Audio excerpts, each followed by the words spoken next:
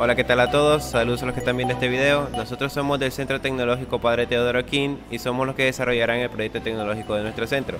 Mi nombre es Gustavo, él es Fernando, el otro es Edwin y el último es Freddy.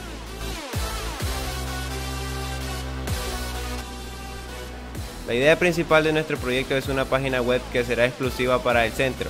Este proyecto resuelve la incertidumbre de la falta de información hacia las personas que no tienen claro qué carrera optar en el centro. Por medio de esta página ofreceremos información viable y concisa, principalmente del perfil de cada una de las carreras del centro. Así ayudaremos a las personas a decidir más rápido en qué carrera matricularse. La necesidad que nosotros encontramos, fue la deserción de estudiantes que a la hora de escoger una carrera terminan entrando a una que no les gusta realmente.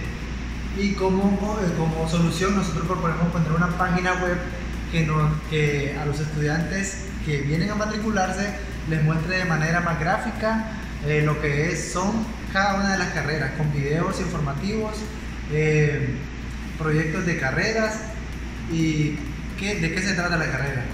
Uno de los beneficios tanto como para el centro y los alumnos que desean egresar al centro son uno de los 4 más beneficios importantes para obtener una carrera en INATEC. Número 1. Información al alcance de cada persona por medio de un dispositivo móvil o computadoras por medio de un internet. Número 2. Potenciar las matrículas del centro y aumentar la capacidad de alumnos. Número 3. Reducir costos de papelería para así disminuir el impacto ambiental.